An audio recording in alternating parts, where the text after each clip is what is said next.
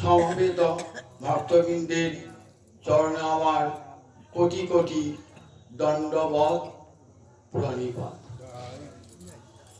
কবিরাজ গোস্বামীপাদ চৈতন্য চৈতামৃতে প্রথমে শ্রীকৃষ্ণ চৈতন্য এবং নিত্যানন্দ এই উভয়কে এক সঙ্গে বর্ণনা করেছে। যে আগে নিতাইকে পরে চৈতন্যকে, কি আগে চৈতন্যকে পরে নিতাইকে, তা নয়। কারণ চৈতন্য এবং নিত্যানন্দ এক তনু, দুই ভাই সমান প্রকাশ। দুই ভাই কিন্তু তনুটা এক, তাই দুজনেই সমান ভাবে বন্দনীয়। বন্দে শ্রীকৃষ্ণ চৈতন্য নিত্যানন্দ সহোদিত গৌরদয়ে পুষ্পবন্ত চিত্র সন্দ তমনুদ। কেমন সুন্দর শ্লোকটি দেখুন। বন্দে মানে আমি বন্দনা করি, শ্রীকৃষ্ণ চৈতন্য নিত্যানন্দ একবার দ্বিবচন। কাকে বন্দনা করি না? নিত্যানন্দ এবং শ্রীকৃষ্ণ চৈতন্য উভয়কে, কর্মকারকে দ্বিবচনে শ্রীকৃষ্ণ চৈতন্য নিত্যানন্দ দুইজনকে আমি বন্দনা করি একই সঙ্গে।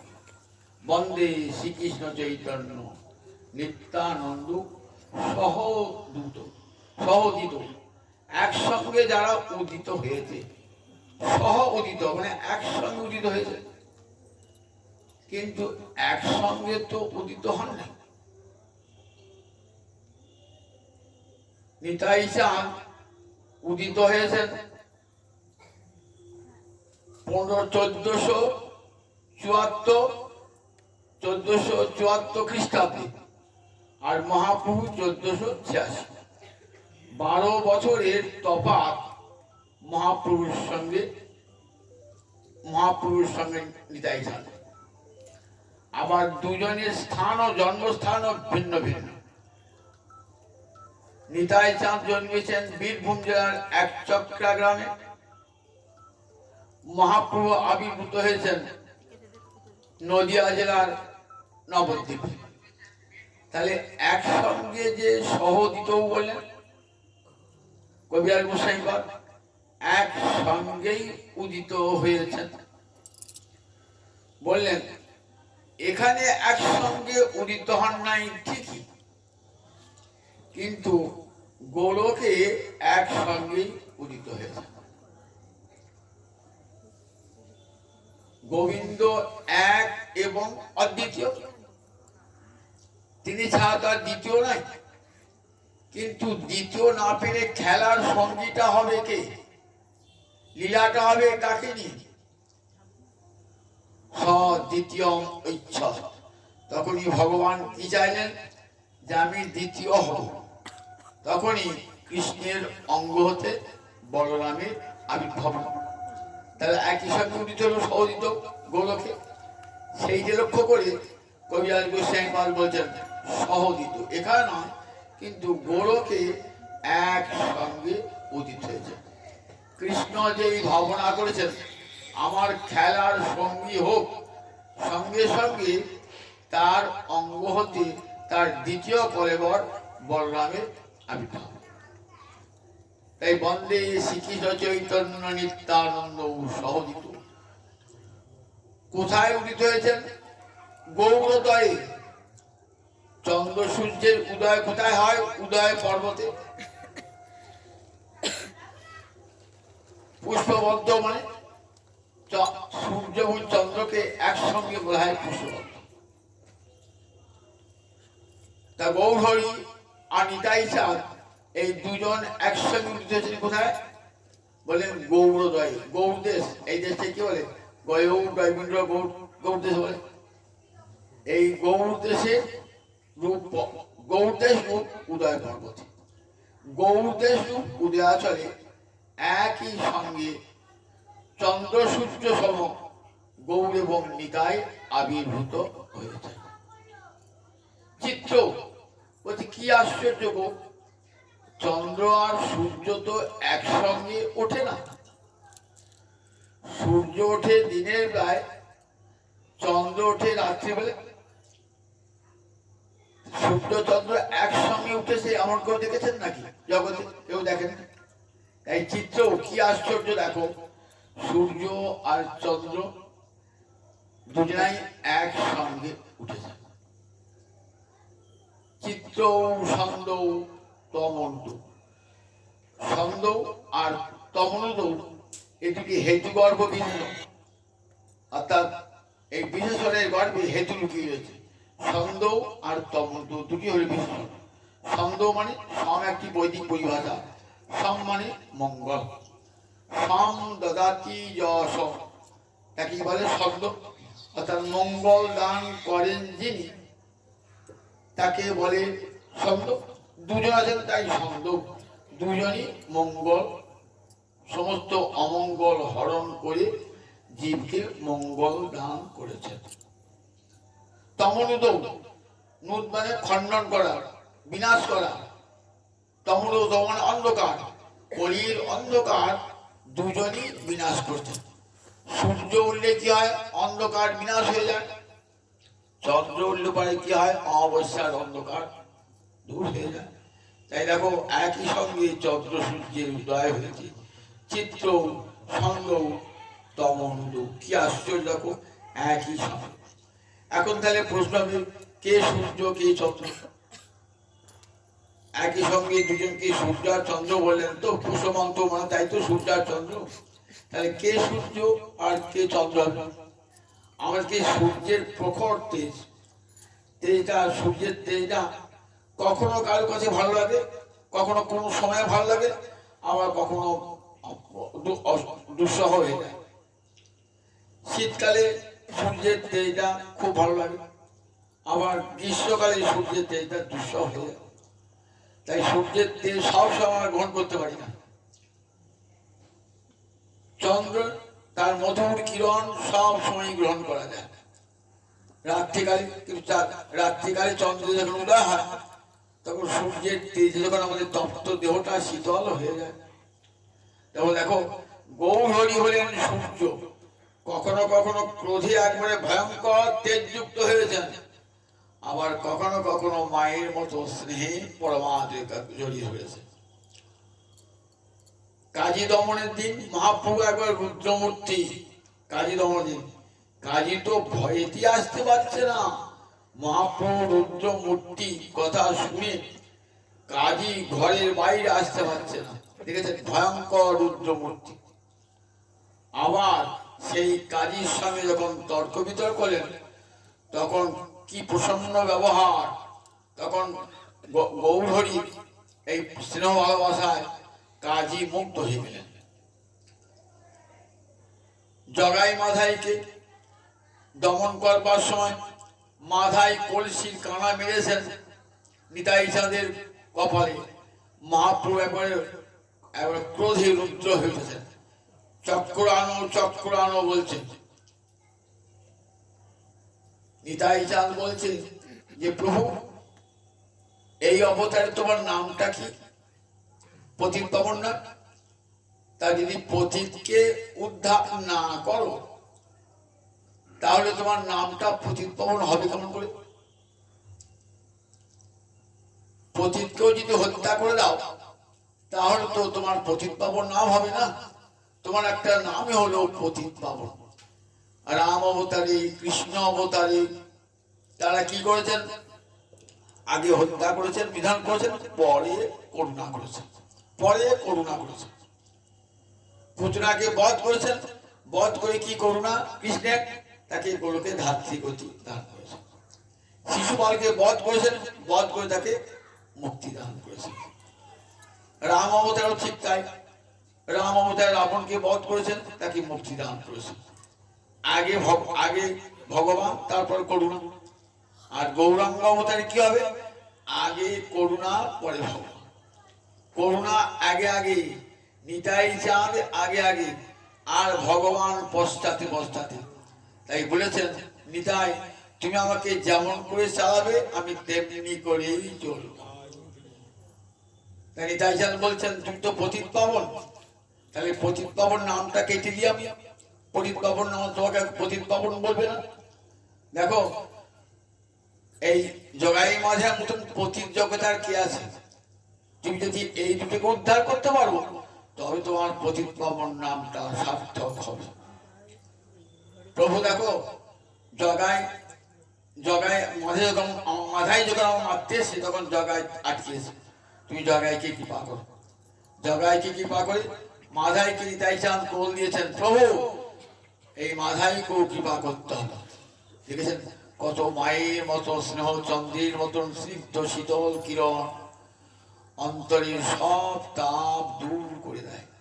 তাই নিতাই পদ কমল কোটি চন্দ্র সুশীতল, যে ছাড়ায় জগৎ জুড়ায়, হেন নিতাই বিনে রে ভাই, রাধা কৃষ্ণ পাইতে নাই, দৃঢ় করি ধরো নিতাই পায়। নটনকু পুরস্কার করে দিলেন যে দেখো নিতাই পদ কমল কোটি চন্দ্র সৃষ্ট। নিতাই চরণ কমলটা কেমন? কোটি চন্দ্র, একটা দুটো চন্দ্র নয়, কোটি চন্দ্র উঠলে যেমন শীতল হয়ে যায় ঠিক তেমনি আমার নিতাই চাঁদের চরণ কমল। ওই চরণের ছায়ায় যদি কেউ যায় তার ত্রিতাপ জ্বালা চিরকালের জন্য দূরীভূত হয়ে যায়। আর আধ্যাত্মিক, আদিদৈবিক, আদিভৌতিক এই ত্রিবিধ জ্বালায় এই তাপত্রয় দূর হয়, তাপত্রয় জ্বালা দূর হয় নিতাই চাঁদের চরণ কমলের ছায়া থাকে। গৌরত্ব প্রেমের সিন্ধু বটে, সিন্ধু যদি নিস্তরঙ্গ হয়, তরঙ্গ না থাকে, তাহলে সে সমুদ্রকে ভালোবাসে না। আমি সমুদ্রের পাড়ে দাঁড়িয়ে আছেন তো দেখে নিস্তরঙ্গ, তার শোভাটা আছে। কই সমুদ্র আমাকে কৃপা করছে, আমি সমুদ্রে আমাকে ভয় করছি, সমুদ্র আমাকে কৃপা করছে, কিন্তু সমুদ্রের তরঙ্গ থাকে। তার আমি পাড়ে দাঁড়িয়ে আছেন সমুদ্রের তীরে, সমুদ্রের এমন কৃপা তরঙ্গটা এসে আমরা গোটা গাটা ধীরে দিয়ে চলে গেল। গৌরহরি প্রেমের সমুদ্র, প্রেম সিন্ধু গোড়ারায়, নিতাই তরঙ্গ তাই, করুণা বাতাস চারিপাশে। গৌরহরি আমার প্রেমের সিন্ধু, আর নিতাই চাঁদ সেই সিন্ধুর তরঙ্গ, যে তরঙ্গের আঘাতে অতি পাপি টাপি পর্যন্ত পবিত্র হয়ে গেছে। এমনই করুণা। যদি শুধু গৌরহরি আসতেন, নিতাই চাঁদ না আসতেন, তাহলে প্রেম দান লীলা সম্পূর্ণ হতো না। যদি রামচন্দ্র আসতেন, একা লক্ষণ না আসতেন, তাহলে কি রামলীলা সম্পূর্ণ হতো? যদি কৃষ্ণচন্দ্র একা আসতেন, বলরাম না আসতেন, তাহলে কৃষ্ণলীলা অসম্পূর্ণই থেকে যেত। যদি গৌরহরি একা আসতেন, নিতাই চাঁদ না আসতেন, তাহলে গৌরলীলা অসম্পূর্ণই থেকে যেত। তাই প্রেম সিন্ধু গোড়ারায়, নিতাইও তরঙ্গ দায়। গৌরহরি আমার প্রেমের সিন্ধু, নিতাই সেই সিন্ধু তরঙ্গ। আপনি কৃপা চান নাই, দূরে আছেন, কিন্তু আমার নিতাই চাঁদের করুণা আপনাকে পর্যন্ত প্রেম দান করে গেছে। আপনি প্রেম চান না, আপনাকেও প্রেম দান করেছে। যেবা চায় সেবা পায়, যেবা না চায় সেও পায়। যে চায় সে তো পাবে, আর যে চায় না তাকেও কৃপা করছে আমার নিতাই চাঁদ। তাই তার করুণার অন্ত নাই। তাই চিত্র ছন্দ তমনুদম, কি আশ্চর্য দেখো, গৌরদেশ রূপ উদয় পর্বতে চন্দ্র সূর্যের একসঙ্গে উদয় হয়েছে। তারা কি করেছেন? তারা মঙ্গল দান করেছেন, কলির অন্ধকার দূর করেছেন। বাইরের অন্ধকার, হৃদয়ের অন্ধকার। একবার গৌর নাম নিত্যানন্দের নাম করলে হৃদয়ের সব দৃঢ়ত কলমোশন আসে। যাহার হুঙ্কারী, দৃঢ়ত মানে হাতি, হাতির দুটো দাঁত, রদ মানে দাঁত, হাতির দুটো দাঁত থাকে তো। দৃঢ়ত কলমোশন আস, কলমোশ মানে পাপ। আমার গুহাতে হাতি লুকিয়ে থাকে কি জন্য বলুন দেখি? সিংহের ভয়ে, সিংহের ভয় লুকিয়ে থাকে। কখন সে পালায় ছুটে, যখন সিংহের গর্জন শুনতে পায় না, ভয়ে পালায় সে। শুনিয়া গোবিন্দ রবে আপনি পলাবে সব, সিংহ রবে যথা করিগণ। দৃঢ়ত কর্মশন আসে যাহারও হুঙ্কারে, আমার নিতাই চাঁদের হুঙ্কারে। অন্তরে যে পাপ হাতি সে দূর হয়ে যায়, এমন আমার নিতাই চাঁদের মহাকরুণা। আজ সেই করুণার ঠাকুরটির অবতরণের দিন। আমরা শাস্ত্রে পড়েছি আনন্দ ব্রহ্মেতি বাজানা, ব্রহ্ম আনন্দময়, আনন্দময় ব্রহ্ম, আনন্দময় ইতি অভ্যাসাৎ। বেদান্ত দর্শনে বারবার তাকে আনন্দময় আনন্দময় আনন্দময় আনন্দময় বলা হয়েছে। কিন্তু আনন্দ নামে ভগবানের কখনো আবির্ভাব হয় না। আনন্দময় বলা হয়, কিন্তু আনন্দ নামে কোন ভগবান কোন এসেছে পৃথিবীতে? কিন্তু এসেছেন এই কলিকালে, এসেছেন নিত্যানন্দ, সব সময় আনন্দ করছেন, সব সময় আনন্দ করছেন। সাক্ষাৎ আনন্দের মূরতি নিতাই চাঁদ, যিনি নিত্য আনন্দ দান করবেন বলে নিত্যানন্দ রূপে আবির্ভূত হয়েছেন আজ এই শুভ দিনটিতে, মাঘ মাসের শুক্লপক্ষের ত্রয়োদশী তিথিতে। কোথায় আবির্ভূত হলেন? একচক্রা, মহাভারত প্রসিদ্ধ একটি স্থান। আপনারা যারা মহাভারত পড়েছেন তারা দেখবেন আদি পর্বেতে, মহাভারতে দেখবেন পাণ্ডবেরা তপস্বীর বেশ ধারণ করে পঞ্চ পাণ্ডব ঘুরে বেড়াচ্ছে, এখানে সেখানে ঘুরছে তপস্বীর বেশ ধারণ করে। কখন যখন জ্যোতিগ্রহ ধাওয়া হলো না, তখন তো পঞ্চ পাণ্ডব পালিয়ে গেছেন। সেখানে একটা সুড়ঙ্গ খনন করে সেখানে সুড়ঙ্গের মধ্য দিয়ে পঞ্চ পাণ্ডব বেরিয়ে এসে, আর সাধারণ পঞ্চ পাণ্ডবের পরিচয় না দিয়ে তারা তপস্বীর বেশে, যদি দুর্যোধন জানতে পারে হত্যা করবে তো, সেই জন্য তপস্বীর বেশ ঘুরে ঘুরে ঘুরে বেড়াচ্ছে কুন্তি আর পঞ্চ পাণ্ডব। ঘুরতে ঘুরতে ঘুরতে কোথায় এসেছেন? এক চক্রানা করতে এসেছেন। ব্যাস সংবাদ পেলেন, ব্যাস দেবীসে বলেন এটি পবিত্র স্থান, এইখানে তোমরা থাকো, আবার যখন যাবার সময় হবে আমি এসে বলে যাবো। যুধিষ্ঠির দেখছেন স্থানটির কি মহামহিমা, এক চক্রা কি মহামহিমা, যেন ঠিক সাক্ষাৎ বৃন্দাবন। এখানে ফুলে ফলে শোভিত গাছ বৃক্ষ, এমন সুন্দর পাখির মধুর পূজন, কোথাও এক বৃন্দাবন তার শোনা যায় না। মনে ভাবছে নিশ্চয়ই এটা ভগবানের তীর্থক্ষেত্র বটে, লীলাক্ষেত্র বটে। রাত্রে ঘুমিয়ে রেখেছেন, শ্রীকৃষ্ণ বলছেন যুধিষ্ঠির, যুধিষ্ঠির আমি কলিকালে গৌরাঙ্গ রূপে অবতীর্ণ হব, যেন কলিকালে আমি অবতীর্ণ হব, আমি কলিকালে অবতীর্ণ হব ওই স্থানটিতে।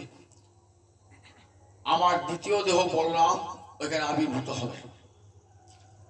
চমকেলেন, ঘুম ভেঙে গেল, ভাবলেন বলরাম তো ভগবানের দ্বিতীয় কলেবর, তাহলে ভগবানের আবির্ভাব হবে এখানে নিশ্চয়ই, তাই স্থানটি এত মনোহর। এইখানে পঞ্চ পাণ্ডব থাকতেন। পঞ্চ পাণ্ডব যখন থাকতেন না, এইখানে একটা বকাসুর ছিল, ভয়ঙ্কর অসুর, বকাসুর তার নাম। সে তাকে সমস্ত মানুষের অত্যাচার করতেছিল। প্রতিদিন একটা করে মানুষ, দুটো করে মোষ আর এক পাহাড় মতন চূড়া করে অন্নাদি খাবার তাকে দিতে হতো। এইটা নিয়ম ছিল, নইলে গ্রামের সব মানুষকে সে মেরে দেবে। গ্রামের মানুষরা পাড়া করে থাকে, একটা করে মানুষ, একটা করে মোষ, দুটো করে মোষ আর পাহাড় প্রমাণ অন্ন দিয়ে আসতো প্রতিদিন। একাদিন একা বাড়িতে পালা পড়েছে।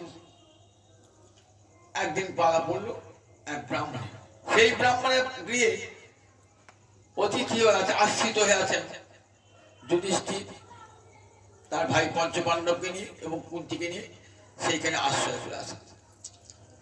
দেখছেন ব্রাহ্মণের পরিবারে কান্নার রোল উঠেছে। কুন্তিকে তাড়াতাড়ি জেনে নেন কি হয়েছে। তা বলি এখানে একটা অসুর আছে, তাকে পালা করে প্রতি বাড়ি থেকে একটা করে মানুষ পাঠাতে হয়। আজ আমাদের পালা পড়েছে, আমাদের কাউকে পাঠাতে হবে।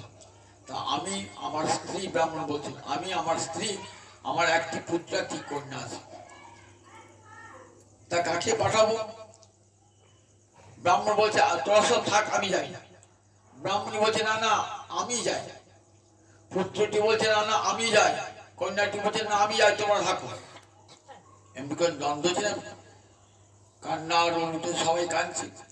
তখন কুন্তী দেবী বললেন শোনো, তোমরা চিন্তা করো না, আমার একটি ছেলে আছে না, খুব বড়শালী ছেলে, ভিক্ষা করে যখন আসতেন পঞ্চপাণ্ডব না, যা আহার যুক্ত না, অর্ধেকটা দিতেন ভীমকে, আর বাকি অর্ধেকটা সবাই ভাগ করে দিতেন। ভীমকে অর্ধেকটা ভিক্ষা করে যা পেলেন, অর্ধেকটা ভীমকে দিতেন, আর বাকি অর্ধেকটা সবাই ভাগ করে দিতেন। আমার একটা বড়শালী ছেলে আছে, সে আপনি রক্ষা করবেন, আমি তো আসছি, তো আপনাকে রক্ষা করা আমার কর্তব্য।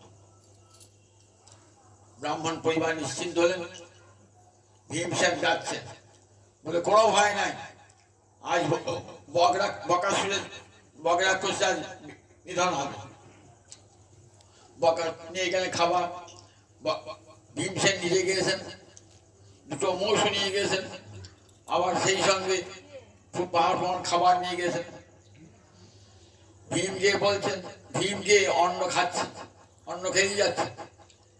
বকাসুর দেশে এখনো তো আমার এলো না, খাবার এলো না। দেখছেন একটা বলশালী লোক আমার দেওয়া অন্নগুলো বসে বসে খাচ্ছে সব। কে তুমি? আমি ভীমসেন।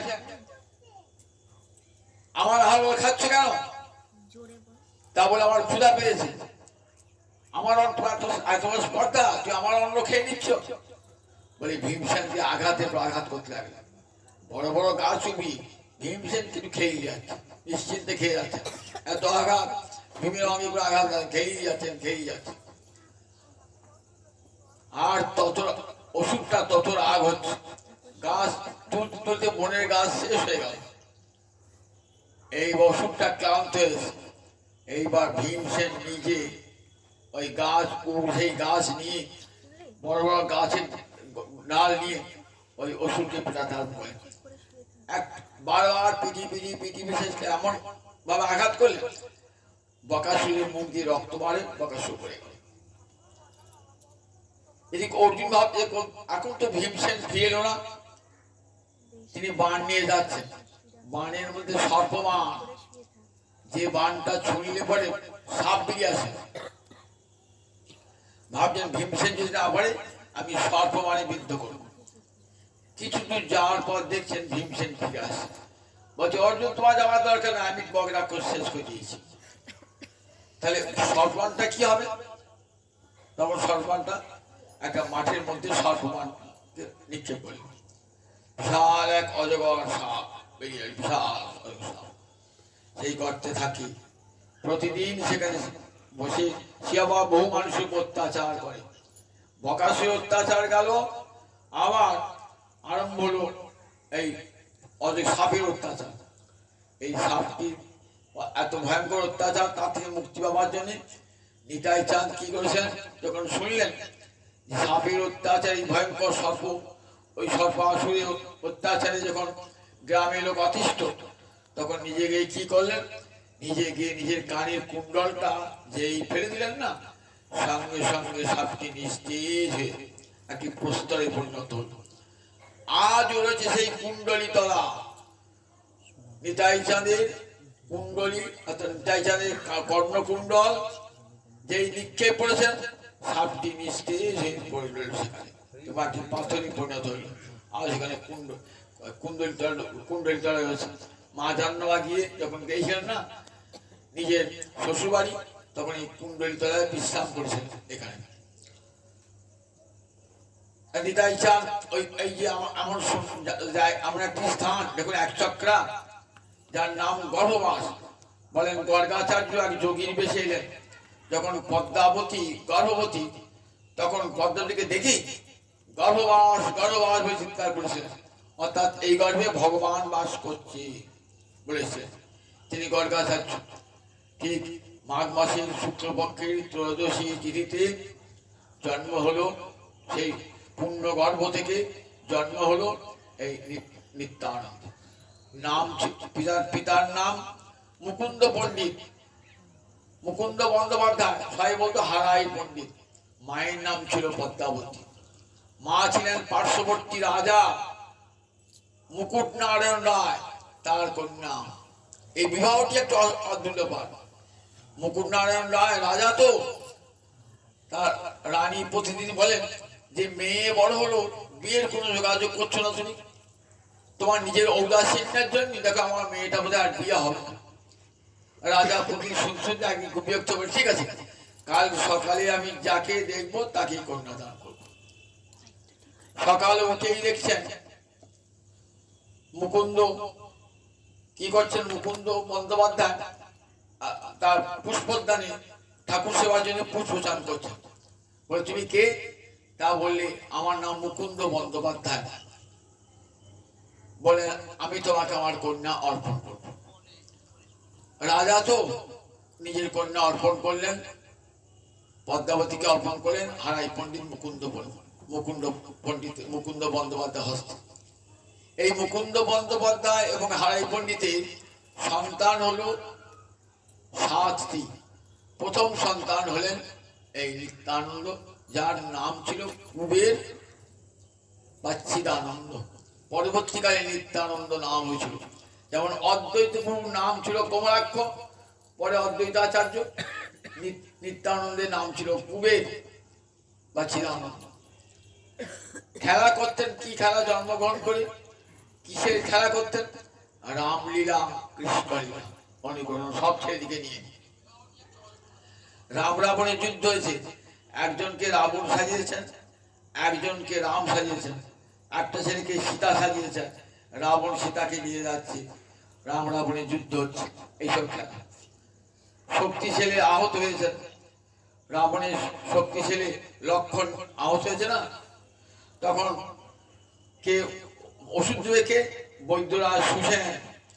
বলে হনুমানকে বলে যাও বিশল্যকরণী নিয়ে এসো। হনুমান গেল গন্ধমাদন পর্বতে বিশল্যকরণী আনতে। চিনতে পারবে না তো, হনুমান মাথায় করি পাহাড়টা তুমি চলে এলো। সেরকম একটা ছেলেকে বলছি দা লক্ষণ অসুখ, শক্তি ছেলে আহত হয়েছে, তুই ওষুধ নিয়ে আয়। একটা ছেলে মাথায় কটা বিশাল ঘাসের চাওড়া মাথায় নিয়ে আসছে, পাহাড় নিয়ে আসছে। এইসব খেলা। কখনো কাউকে পুতলা সাজাচ্ছেন, পুতলা সাজিয়ে তার কোলে বসে স্তন্যপান করছেন, আবার তাকে বধ করছেন সেই পুতলাকে। এই সব লীলা করেন বলরাম তার সখাগণকে সঙ্গে নিয়ে। এমনি করতে করতে 12 বছর বয়স হয়েছে। পিতার স্নেহে জ্যেষ্ঠ পুত্র, বাবার খুব আদরে। বাবা যেখানে যান না সেখানেই সঙ্গে কুবেরকে চোখে চোখে দেখেন, সঙ্গে নিয়ে যান। এত ভালোবাসা, এক মুহূর্ত কুবেরকে ছাড়তে পারেন না। একদিন যখন 12 বছর বয়স, এক সন্ন্যাসী এসেছে বাড়িতে ভিক্ষুক রূপে। মুকুন্দ পণ্ডিত জানতেন অতিথি সেবা পরম ধর্ম। শাস্ত্রে বলেছেন অতিথি দেব ভব। বাড়িতে অতিথি এলে তাকে আপ্যায়ন করতে হয়, অতিথিকে দেবতা জ্ঞান করতে হয়। অতিথিকে দেবতা জ্ঞান করে তাকে নিজে গৃহিণীকে ভোজন করিয়েছেন। একটি রাত গোটা থাকলেন অতিথি।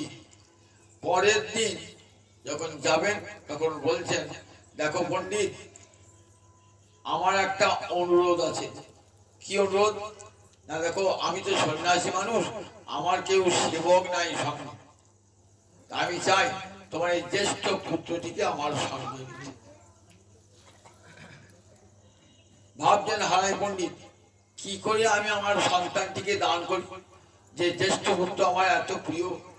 এক মুহূর্ত আমি আমার সন্তানকে চোখ ছাড়া করতে চাই না, আর সেই সন্তানকে নিয়ে যাবে। কিন্তু অতিথি যস্য ভগ্নাশ গৃহাৎ প্রতিবর্ততে সতস্মৈ দুষ্কৃতি দত্ত্বা পূর্ণমাদায় গচ্ছতি। শাস্ত্রে বলেছে অতিথি এলো আমরা বাড়িতে, অতিথি যা চাইলো আপনি দিলেন না, তাহলে কি করবে অতিথি? অতিথি তার সমস্ত পাপটা আপনাকে দিয়ে যাবে। আপনি যে পুণ্য সঞ্চয় করেছেন সেই পুণ্যটা নিয়ে যাবে। সেই জন্য ভারতবর্ষে অতিথি সেবাটা পরম ধর্ম। অতীতে এরকম তাকে বিমুখ করো না, যেমন করি করো তাকে কিঞ্চিত তার সেবা করবার চেষ্টা করো আপন আপন সামর্থ্য অনুযায়ী। ভাবছেন কি করে আমার সন্তানকে দান করব? সন্তান তো আমার একার নয়, মায়েরও বটে। পদ্মাবতীকে জিজ্ঞেস, দেখো পদ্মাবতী কি করবো বলো? বললেন স্বামীর ধর্মই আমার ধর্ম। স্বামী যদি চায় সন্তানকে দান করতে, সেখানে আমি বাধা দেবার কি? আমি স্বামীর ধর্মে আঘাত করতে চাই না। তখন ভাবছেন একদিন বিশ্বামিত্র এসে রামচন্দ্রকে নিয়ে গেছেন দশরথের কাছ থেকে, রাম আর লক্ষ্মণকে। সেদিন দশরথের বুক ফেটে যায়, তবু বিশ্বামিত্রকে ফেরাতে পারেন নাই, রাম লক্ষ্মণকে দিতে হয়েছিল।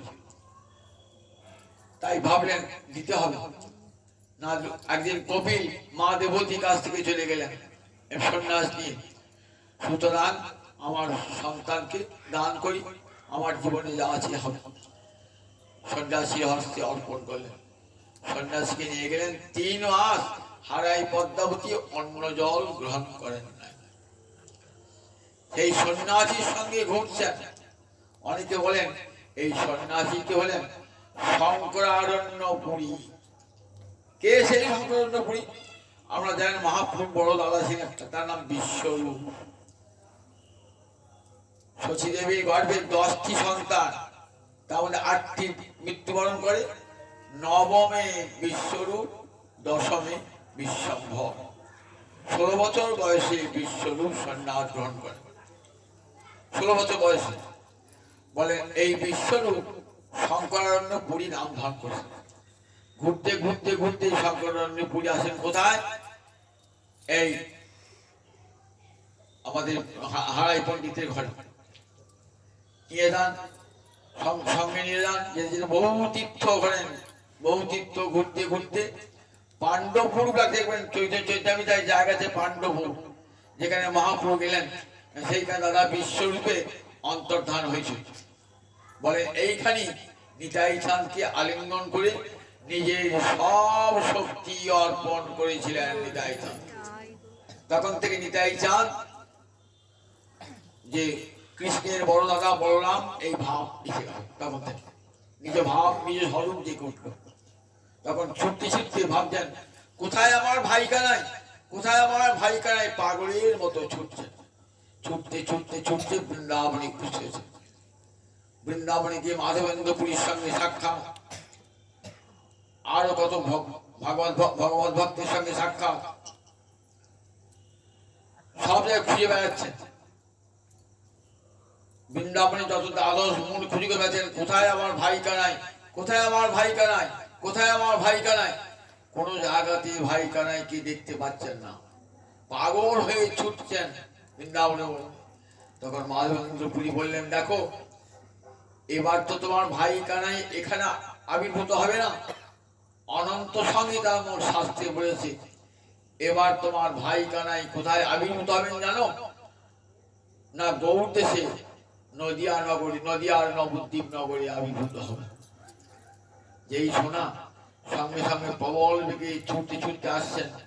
তখন নিতাইয়ের বয়স 32 বছর। 20 বছর তীর্থ পরিক্রমা করেছেন। মহাপ্রভুর চেয়েও অনেক বেশি, অদ্বৈত প্রভুর চেয়েও বেশি। অদ্বৈত প্রভু এবং গৌরহরি এরা তীর্থ ভ্রমণ করতে ভারতবর্ষে, কিন্তু নিতাই চাঁদ আমার 20 বছর ঘুরেছেন। সারা ভারতবর্ষের এমন জায়গা নাই যে নিতাই চাঁদ জানেন। কত মানুষের সংস্পর্শে এসেছেন, ফলে মনটা হয়ে কিছু বিশাল বিরাট। সব মানুষের আচার ব্যবহার রীতি এগুলি সব জেনেছিলেন। মনটা তাই উদার, মানবিকতায় ভর্তি, উদার। সেখানে বুনো জাতি যেখানে বাস করে সেখানে গিয়েছেন, সেখানে হরিনাম দিয়েছেন। বুনো জাতি, পাহাড়ি জাতি, সেখানে তারা ভাষা বোঝে না, তাদের কানে হরিনাম দিয়েছেন। জঙ্গলে জাতি, জঙ্গলের চেয়ে পশুর মতন, তাদেরকে দিয়েছেন। জঙ্গলে মানুষের ভাবছেন এ আবার কোন ঠাকুর গো? বাবারে, এ তো মানুষের এমন রূপ হয় না, এ স্বর্গের দেবতা বোধহয় নেমে এসেছে। যখন নিতাই চাঁদ কীর্তন করতে করতে যাচ্ছেন না, ওই জঙ্গলের পথে সব জঙ্গলের মানুষগুলো দেখছে, ভাবে অপূর্ব রূপের মানুষ, এমন তো মানুষ হয় না। একবারে কেমন সুন্দর কনকাবদাত, সোনার মতো উজ্জ্বল রং, যেমন গৌরহরি তেমনি আমার নিতাই চাঁদ। দুজনেই সমান, ও বলে আমাকে দেখ, ও বলে আমাকে দেখ, দুজনেই সমান অধিকার। আমাদের বৃন্দাবন দাস বলেছেন আজানুলম্বিত ভুজ কনকাবদাত, আজান জানুপন্ত লম্বিত বাহু, কনকাব সোনার মতো উজ্জ্বল বর্ণ দুজনারই। তাই গৌর নিতাই চাঁদকে দর্শন করে তার ভাবছেন কোন দেবতা নেমে এলো। ছুটে এসে নিতাই চাঁদের পায়ে পড়েছেন, বাহু তুলে নৃত্য করেছেন, কীর্তন করেছেন। ছুটছে পেলেন কোথায়? ছুটছে নবদ্বীপ এলেন। নবদ্বীপ এসে ভাবছেন দেখি আমার ভাই কানাই আমাকে চিনতে পারে কি না, আমি আগে যাব না, দেখবো ভাই কানাই আমার কাছে আসে কিনা। কোথায় লুকিয়েছেন? নবদ্বীপের নন্দন আচার্যের ঘরে। আজও দেখবেন নবদ্বীপের নন্দন আচার্যের ঘর আছে, সেখানে সে লুকিয়ে আছেন নন্দন আচার্যের ঘরে। মহাপ্রভুর স্বপ্ন দেখেছেন, 3 দিন আগে স্বপ্ন দেখেছেন যে এক বিশাল পুরুষ, এক মহাপুরুষ আমার নবদ্বীপে এসেছে। কিরকম পুরুষ? একটা বিরাট তালধ্বজ রথে, বিরাট কলেবর তার, এক কানে একটা কুণ্ডল দুলছে, মাথায় একটা নীল পাগড়ি, হাতে হল আর মুসল, ভয়ঙ্কর শব্দ করতে করতে পাগলের মতো আসছে। আমার বাড়ির সামনে এসে বলছে এটাই কি নিমাই পণ্ডিতের বাড়ি? এটা কি নিমাই পণ্ডিতের বাড়ি? শোনো, নিশ্চয়ই দিন 2-3-এর ভিতর কেউ না কেউ আসবে, সবাই অপেক্ষা আছে কি আসবে। যেদিন এসেছেন সেদিন বলছেন গৌরহরি দেখো নিশ্চয়ই আজকে কোনো মহাপুরুষ এই নবদ্বীপে এসেছে, তোমরা খুঁজে বার করো। শিবাস হরিদাস আদি সব খুঁজে বার হলেন, কিন্তু কোথাও খুঁজে পেলেন না, নূতন কোনো মানুষকে খুঁজে পেলেন না। ফিরে এসে বলেন কোথাও পেলাম না। গৌরহরি বলছেন কোথাও খুঁজে পেলে না এসব। এই বলে গেলেন নন্দনাচার্যের ঘরে গিয়েছেন, তখন দেখছেন কেমন পাগলের মতন তাকাচ্ছেন গৌরহরির দিকে, এটা আমার ভাই কানাই বটে কিনা। আমার ভাই কানের গায়ের রং তো কালো ছিল, তা কই হাতে তো বাঁশি ছিল, গরু চড়ানোর পাচন ছিল, কই তা তো নাই, তা ভাই কানাই বটে, ভাই কানাই বটে। আর ওকে তাকিয়ে তাকিয়ে তাকিয়ে তাকিয়ে দেখছেন। তখন শিবাস পণ্ডিতকে মহাপ্রভু বলছেন শিবাস পণ্ডিত তুমি ভাগবত একটি শ্লোক, সেই গরু চড়ানোর সময় গোপালের যে দৃশ্য রূপের বর্ণনা, তেমনি বর্ণনাত্মক একটা শ্লোক বল। তখন শিবাস পণ্ডিত ভাগবতের ওই গোষ্ঠীর একটা শ্লোক বলছে, বরা পিরং নটবর বপু কর্ণয় কর্ণিকার বিভ্রর বাস কনক কপি সঙ্গ বৈজন্তী চমাল রন্ধ্রাণ বেণু রথর সুধয়া পুরাণ গোপবিন্দৈ বৃন্দারণ্যং সপদ রমণং প্রবিশদ গীত কীর্তি। যেই ভাগবতের শ্লোকটি বলেছেন না, মানে পাগলের মতো নৃত্য করতে বলছেন, মাটিতে লুটিয়ে পড়ছেন, মনে হচ্ছে হাড় সব চুরমার হয়ে যাবে। পণ্ডিত আবার পড়ো, আবার পড়ছেন বরহা পিরন, রাখাল বেশে কেমন করে সারাদিন কৃষ্ণ, বরহা পিরন, বরহা মানে ময়ূর পাখা, মাথার ভূষণ, আপির মানে ভূষণ, বরহা পিরন।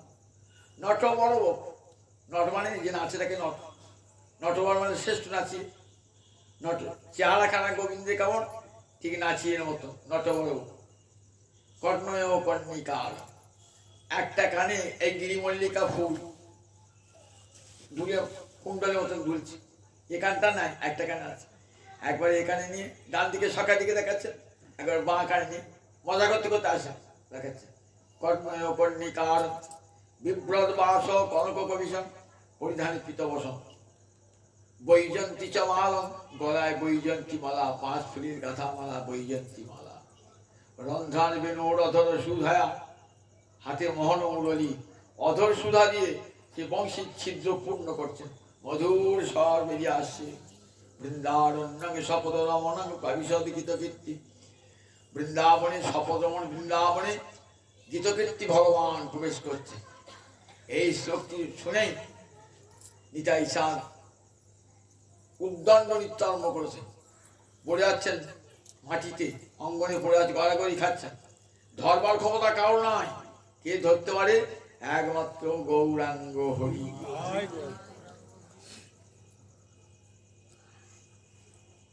এই অবতারে বলেন, দেখো বলেন, অতিগুণ নিত্যানন্দ এই অবতারে চৈতন্য জানায় যারে সে জানিতে পারে।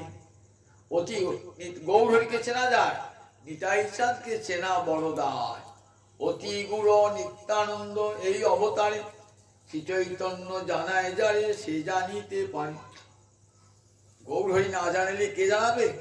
গৌরহরি জানাচ্ছেন, দেখো ব্রজের বলরাম এসে গেছে, এইবার খেলা হবে, এইবার খেলা হবে, এইবার দুই ভাই খেলা হবে।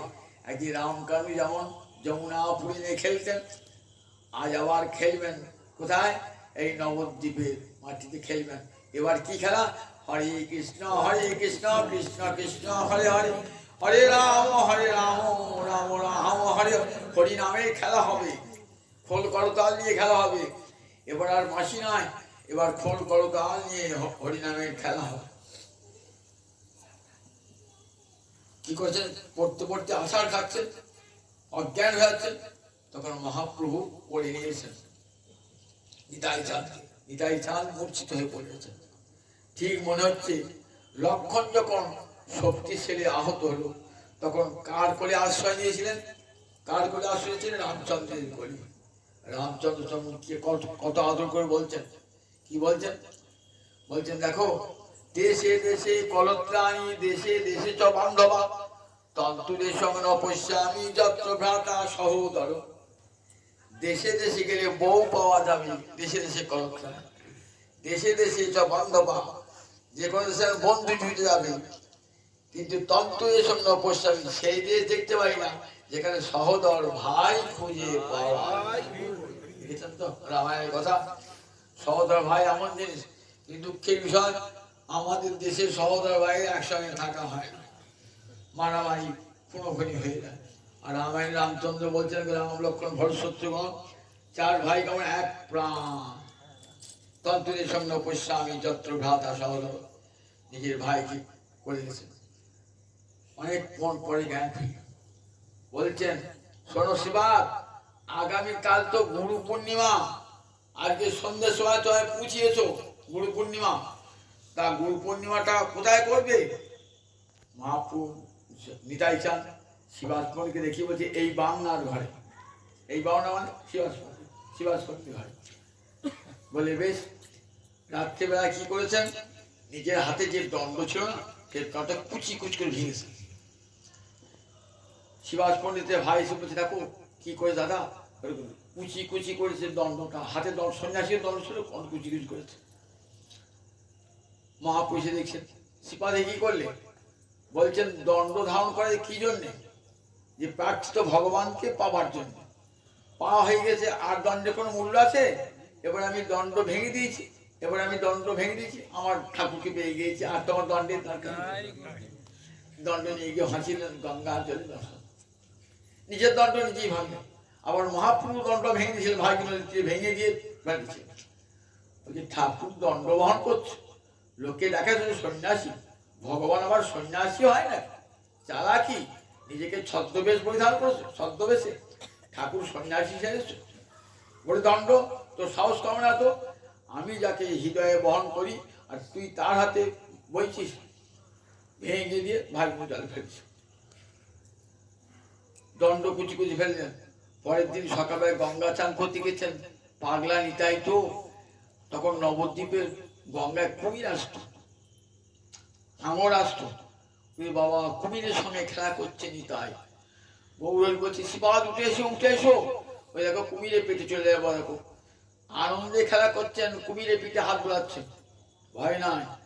বহু কাতর প্রার্থনায় উঠে এসে শিবাস পণ্ডিতের ঘরে ব্যাস পূজা হচ্ছে। গুরু পূর্ণিমার দিন কার পূজা করতে হয়? জগৎগুরু ব্যাসদেবের পূজা করতে হয়। ব্যাসদেবের পূজা হচ্ছে। ব্যাসদেবের পূজা করে একটা মালা কোথায় দিতে হয় না, ব্যাসের ছবি দিতে হয়। ব্যাসের ছবিতে ব্যাসের গলায় মালাটা পরাতে হয়। সবাই একটা ব্যাসের ছবি দেখে তার গলায় মালাটা পুঁই দেয়। ব্যাসের ছবি একটু পুঁই দাও। শিবাস পণ্ডিত বলছেন কিছু পড়াবেন ছবিটা, খুঁজে খুঁজে খুঁজে দেখছেন কোথায়, খুঁজতে খুঁজতে খুঁজতে কোথায় গেলেন, গৌর হরি ঢুকেছেন, মালাটা ওই গৌর হরির গলায় পড়ে। কেন বলেন? ব্যাস তো ওই ভগবানেরই অবতার, সাক্ষাৎ ভগবান থাকলে আর তার অংশ কলাকে তো পড়াবার দরকার নেই। সাক্ষাৎ ভগবান, ভগবানের গলায় পড়ে দিল। তখন সর্বভূজ মূর্তি ঐশ্বর্য দর্শন করা যায়। এরপরে দেখুন শিবাস পণ্ডিতের ঘরে মা থাকতেন। শিবাস পণ্ডিতের পত্নী মালিনীকে মায়ের মতো জ্ঞান করতেন। যত আবদার ঠিক ছেলে যেমন মায়ের আবদার, ঠিক তেমনি করে শিবাস পণ্ডিতের উপর আবদার। শিবাস পণ্ডিত একমাত্র পুত্র ছিল, মারা গিয়েছিল। তো তখন কি বলেছেন, শোনো শিবাস পণ্ডিত, তোমার একটা ছেলে মারা গেল, তো আমরা দুটো ছেলে তোমার, নিতাই গৌর আর নিতাই দুই ছেলে হয়ে থাকলো। সেই বাক্য পালন করেছেন। নিতাই চাঁদ গৌর হরি পুত্রের মধ্যে থাকতেন। শিবাস পণ্ডিত খুব রাগী ছিল। একদিন একটা ঠাকুরদের ঘিয়ের বাটি একটা কাগে নিয়ে পালিয়েছে। ভাবছেন, গৃহিণী ভাবছেন এইবার তো স্বামী এসে আগে আগেই করবে, আর বাটিটা কোথায় পাবো। এসে বলছে, মা তুমি আজ মন খারাপ করে বসে আছো কেন? তাও বলছি, জানিস আমরা একটা কাগে বাটি নিয়ে, ঘিয়ের বাটি, ঠাকুরদের ঘিয়ের বাটি নিয়ে পালিয়েছে। বলো এই জন্য কাঁদছো, বকাবকি করবে, ঠিক আছে আমি কাককে বলছি তোমার কাছে এসে ব্যাটে না। কাককে ডাকছেন নিতাই, কিছুক্ষণ বাজেছে, কাকটা ঠোঁটে করে বাটিটা নিয়ে এসে মালিনীর চরণের কাছে আমি চলে গেলাম। দেখুন কেমন অদ্ভুত ক্ষমতা ছিল নিতাই চাঁদের। নবদ্বীপে লীলা তো হলো। নবদ্বীপে যখন মহাপ্রকাশ মহাপ্রভু গয়াগম থেকে ঘুরে এসে মহাপ্রকাশ, তখন নিতাই চাঁদ অদ্ভুত সাপ মিলছেন। সন্ন্যাস গ্রহণের জন্য আবার দেখুন এসেছেন নিতাই চাঁদ। পশ্চাতে পশ্চাতে ছুটছেন নিতাই চাঁদ। 3 দিন 3 রাত পিছনে পিছনে ছুটছেন। ধরবেন কেমন করে নিতাই চাঁদকে?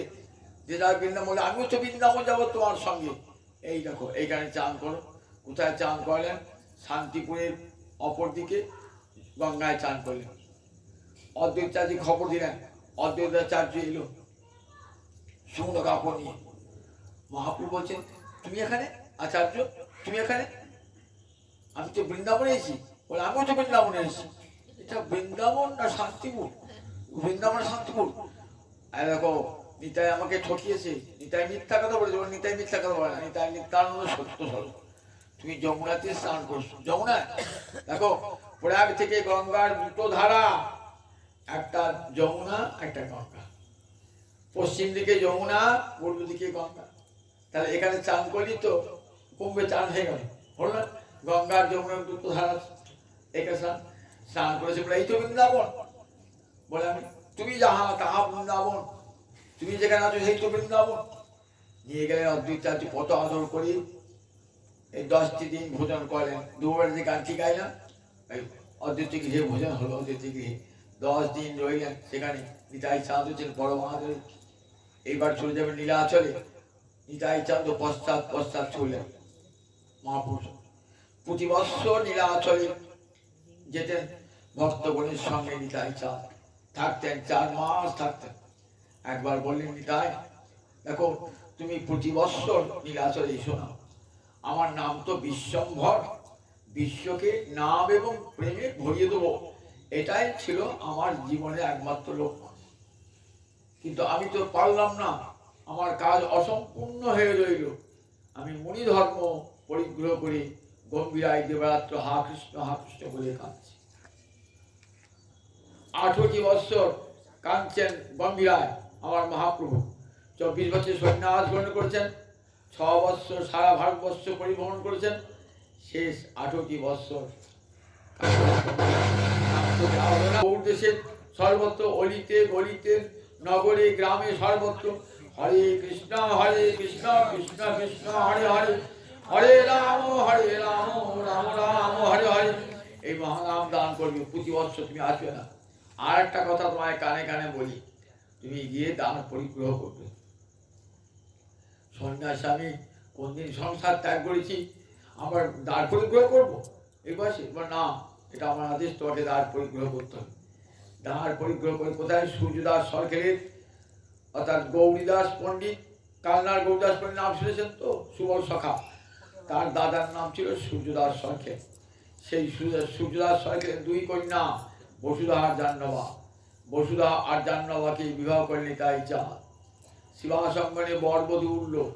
তারপরে দীর্ঘদিন ওই নবদ্বীপ ঘোরেন, কখনো শ্বশুরবাড়ি থাকেন, তারপর কোথায় খড়দহে গিয়ে সেখানে সেখানে বসুধা জাহ্নবাকে নিয়ে গিয়ে সেখানে মন্দির প্রতিষ্ঠা করলেন, কুঞ্জবাটি মন্দির প্রতিষ্ঠা করলেন। ওইখানে এক পুত্র এবং এক কন্যার জন্ম হল। কন্যার নাম গঙ্গা, কন্যাটি বড়, কন্যা জ্যেষ্ঠা, কন্যা হল গঙ্গা, আর পুত্রটি নাম বীরচন্দ্র। গঙ্গা আর বীরচন্দ্র একে নিয়ে থাকতেন আমাদের জায়চা।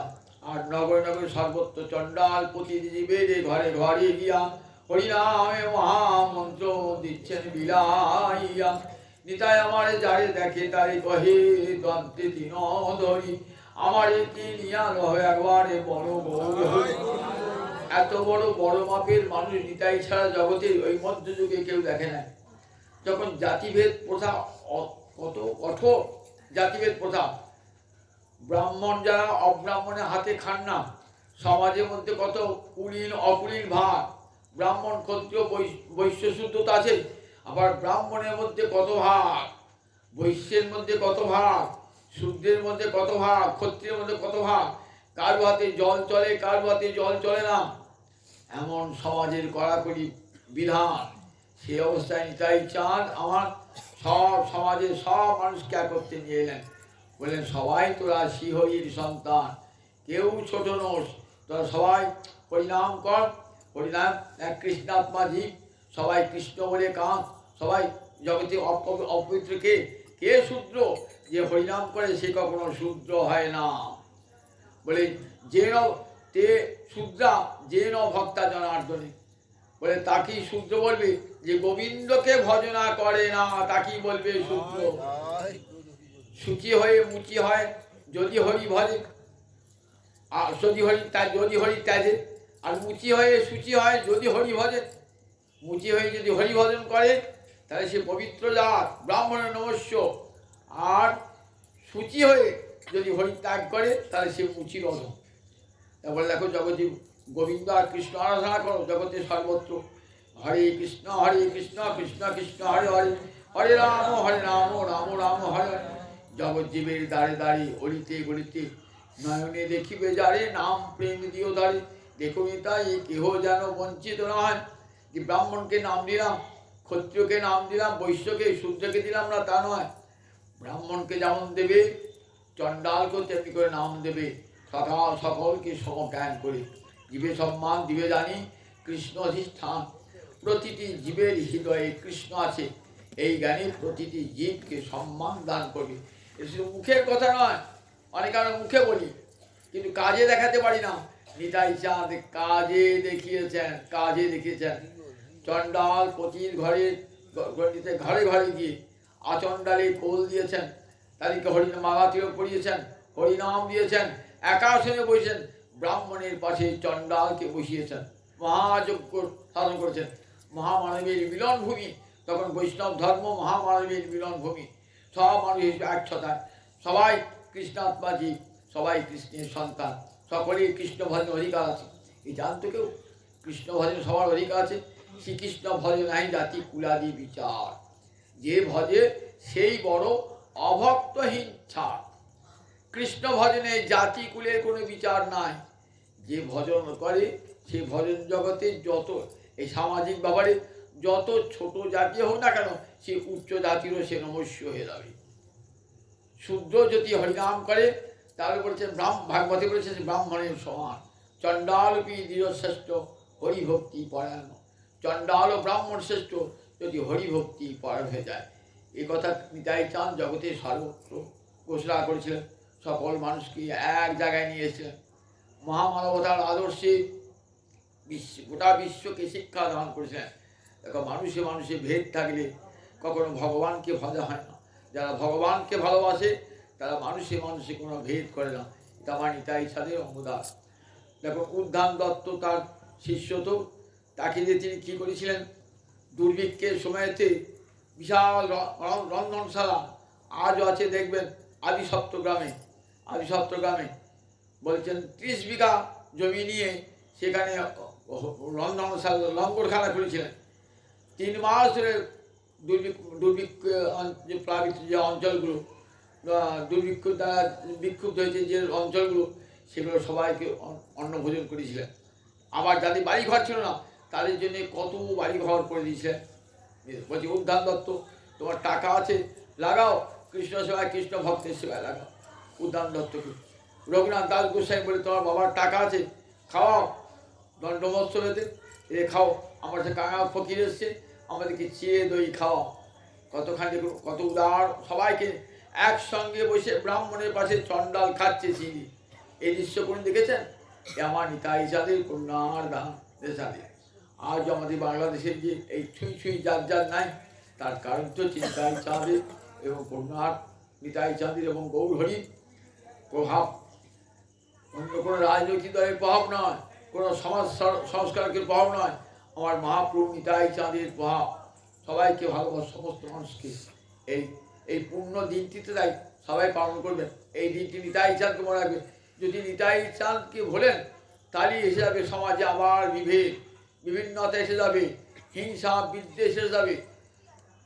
মার খেয়েছেন, রক্ত বার হয়েছে, তথাপি তার প্রতি প্রতিহিংসা গ্রহণ করেন নাই। অহিংসা দিয়ে হিংসাকে জয়, মহাত্মা গান্ধী বলেছিলেন, সেটা নিজের জীবনে দেখেছেন নিতাই চাঁদ। অহিংসা দিয়ে হিংসাকে জয়। হিংসা চিরকালের জন্য মাথায় ভুলে গেল, জগাই ভুলে গেল। সব পাপ আমার গৌর নিতাই হরণ করলেন জগাই মাথায়। পরম বৈষ্ণব হয়ে গেল জগাই মাথায়। আজও জগাই মাথায় দেখবেন জগৎ পূজ্য হয়ে গেছে। জগাই মাথায় নাম আমরা আজও কীর্তনে করি, জগাই মাথায় নাম করি। তবে এমন একটি মনোভাবের মানুষ, তার জন্মদিনে স্মরণ করব না, তার জন্মদিনে তাকে স্মরণ করব, প্রাণ ভরে ভালোবাসবো, তার চরণে শ্রদ্ধা জানাবো। আর এই বলি আমার নিতাই চাঁদের কিঞ্চিত কথা পরিবেশন করলাম। কিছু কিছু বলবে কৃষ্ণ? নিতাই চাঁদের জয়, নিতাই চাঁদ কি জয়, নিতাই চাঁদ কি জয়, গৌর হরি কি জয়, গৌর হরি কি জয়, গৌর হরি কি জয়।